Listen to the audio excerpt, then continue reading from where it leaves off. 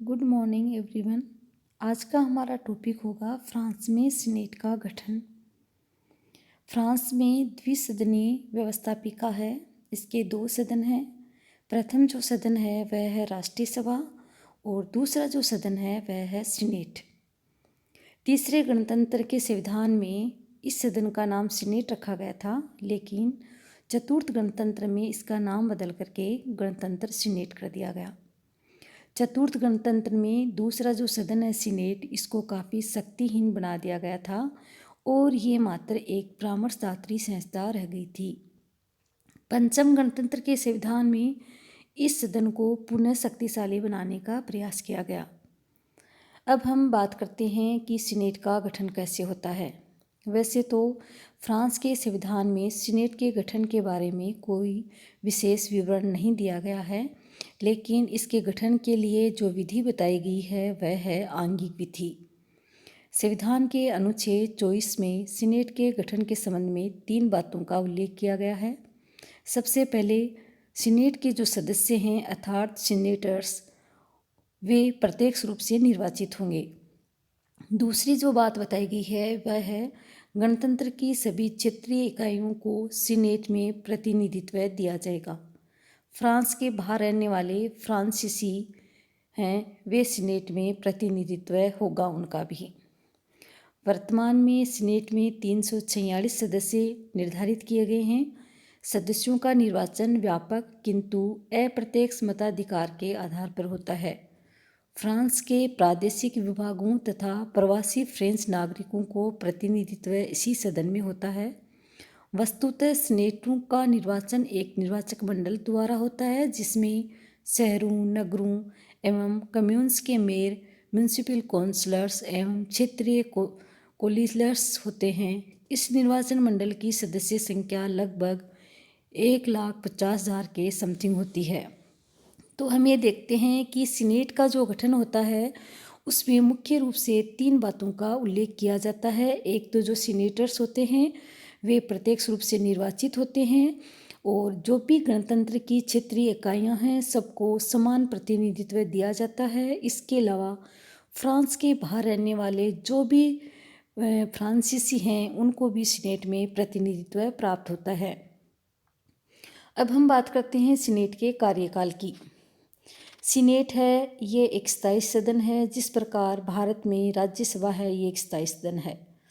इसके सदस्य हैं वे 9 वर्ष के लिए निर्वाचित होते हैं और प्रति तीसरे वर्ष इसके 1/3 सदस्य हैं वो अवकाश ग्रहण कर लेते हैं तथा उनके स्थान पर उतने ही सदस्य एक निर्धारित प्रणाली द्वारा प्रत्यक्ष रूप से निर्वाचित होते रहते हैं। इसलिए सीनेट एक स्थायी सदन है, इसका कभी भी विघटन नहीं हो सकता। सीनेट एक स्थायी सदन है, इसका विघटन नहीं हो सकता।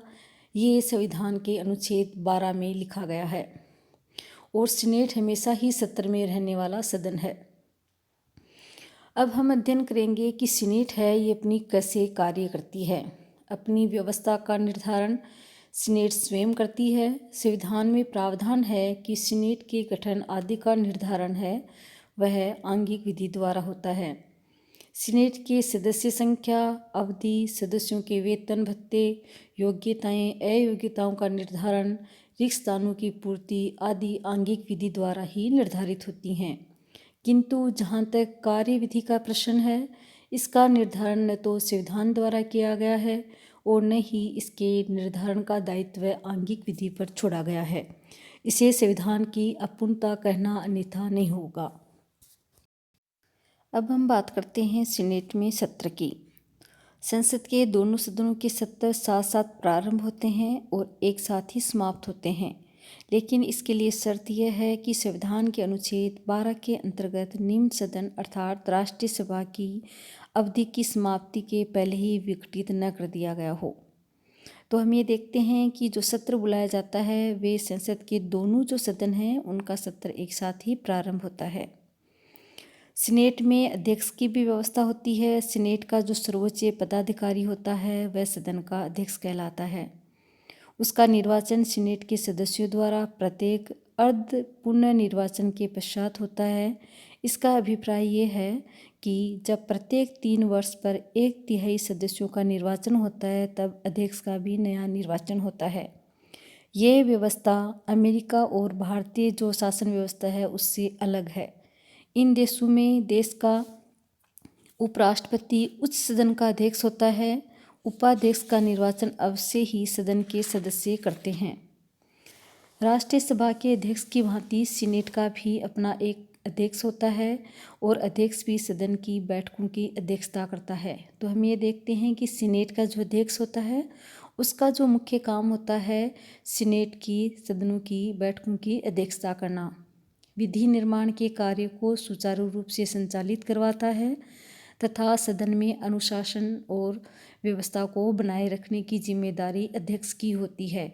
यदि किसी कारणवश राष्ट्रपति का पद रिक्त हो जाए तो सीनेट का अध्यक्ष ही अस्थायी रूप से फ्रांस के राष्ट्रपति के रूप में कार्य करेगा और संविधान के अनुच्छेद 11 एवं 12 में वर्णित शक्तियों को छोड़कर शेष सारी जो शक्तियां हैं उनका प्रयोग करेगा।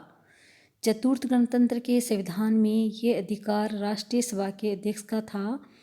वह सीनेट का अध्यक्ष राष्ट्रपति का एक प्रमुख परामर्शदाता है। राष्ट्रीय सभा को विघटित करने के लिए तथा आपातकाल की घोषणा से पहले राष्ट्रपति को परामर्श देता है। तो अध्यक्ष जो है उसका जो मुख्य कार्य है वह सदन की बैठकों की अध्यक्षता करना है, लेकिन एक मुख्य कार्य है जो यह है कि अगर राष्ट्रपति का पद रिक्त हो जाता है तो ऐसी स्थिति में सीनेट है वही राष्ट्रपति के रूप में कार्य करेगा। अब हम बात करते हैं सीनेट की शक्तियों की और उसकी स्थिति की, अर्थात स्थिति में लिए जाती है कि सीनेट कितनी शक्तिशाली है। सीनेट फ्रांसी जो सदन है उसका उच्च सदन है। विधि निर्माण और कार्यपालिका पर नियंत्रण करने की दिशा में सीनेट की जो स्थिति है काफ़ी कमज़ोर है। बजट सीनेट में प्रस्तावित नहीं किया जा सकता। सरकार अपनी नीतियों तथा कार्यक्रमों के लिए राष्ट्रीय सभा के प्रति उत्तरदायी रहती है, सीनेट के प्रति नहीं रहती। सीनेट राष्ट्रपति के ऊपर चलाए गए महाभियोग की कार्यवाही में योग देती है तथा इसका अध्यक्ष संविधान परिषद में 3 सदस्य मनोनीत करने की शक्ति रखता है। फ्रांस में विधि निर्माण के क्षेत्र में राष्ट्रीय सभा प्रमुख आकर्षण का केंद्र है।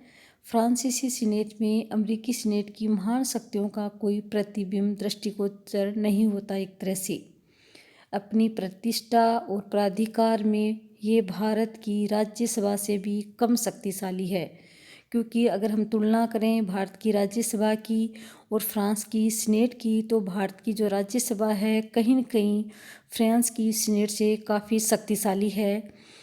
ये एक तरह से ये सरकार के विरुद्ध अविश्वास का प्रस्ताव पारित करके उसे त्यागपत्र देने के लिए विवश नहीं कर सकती, ऐसा फ्रांस की सीनेट के बारे में लिखा गया है। वित्त के ऊपर भी इसका कोई नियंत्रण नहीं है और अन्य दूसरे सदनों के समान इसे भी धन विधेयकों को प्रस्तावित करने की कोई शक्ति नहीं है। अमेरिकी सीनेट की भांति इसे नियुक्तियों पर कोई निषेधाधिकार भी प्राप्त नहीं है। 9 दिसंबर 1968 को तात्कालिक फ्रेंच राष्ट्रपति थे जनरल डिगाल। उन्होंने एक फ्रेंच प्रेस कॉन्फ्रेंस में स्वीकार किया था कि सीनेट एक विचार विमर्श करने वाला और परामर्श देने वाला सदन मात्र है। अगर हम शॉर्ट में ये कहें तो पंचम गणतंत्र की सीनेट द्वितीय सदन के प्रदर्शन मात्र से अधिक कुछ नहीं है। तो हमने ये देखा कि सीनेट के गठन से लेकर के और सीनेट की शक्तियों और उसकी स्थिति के बारे में अध्ययन किया है। वैसे फ्रांस के संविधान में कहीं भी सीनेट के गठन का कोई स्पष्ट विवरण नहीं दिया गया है, लेकिन उसका जो गठन है वह आंगिक विधि द्वारा होता है और सीनेट एक स्थायी सदन है जिसका कार्यकाल 9 वर्ष होता है। प्रति 3 साल बाद में 1/3 जो सदस्य हैं वे अवकाश ग्रहण कर लेते हैं और उनकी जगह दूसरे सदस्य स्थान प्राप्त कर लेते हैं। सीनेट है इसका सत्र है संसद के जो दोनों सदन हैं राष्ट्रीय सभा और सीनेट, इनका एक साथ ही सत्र चलता है। इसके अलावा सीनेट का एक अध्यक्ष होता है, सर्वोच्च जो पदाधिकारी के नाम से जाना जाता है और इस अध्यक्ष का जो मुख्य कार्य है वह है सीनेट के बैठकों की अध्यक्षता करना और विधि जो निर्माण के कार्य हैं उनको सुचारू रूप से संचालित करना होता है।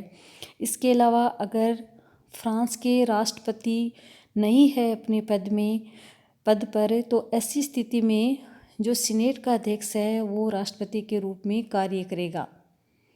सीनेट है वो काफ़ी कमज़ोर सदन है, और अगर हम तुलना करें इसकी भारतीय राज्यसभा से, तो भारत की जो राज्यसभा है वो सीनेट से फ्रांस की सीनेट से कहीं न कहीं ज़्यादा शक्तिशाली है, क्योंकि फ्रांस की जो सीनेट है इसकी जो शक्तियां हैं वो नगण्य मात्र हैं। यह न तो सरकारी नीतियों और जो कार्यक्रम हैं उसके प्रति इसके जो सदस्य हैं वो उत्तरदायी होते हैं, और न ही ये कोई बजट है वह प्रस्तावित कर सकती है। विधि निर्माण और कार्यपालिका पर भी किसी प्रकार का कोई नियंत्रण नहीं रखती। इसलिए फ्रांस की जो सीनेट है उसकी तुलना विभिन्न देशों के सबसे कमज़ोर सदनों में से की जाती है। धन्यवाद।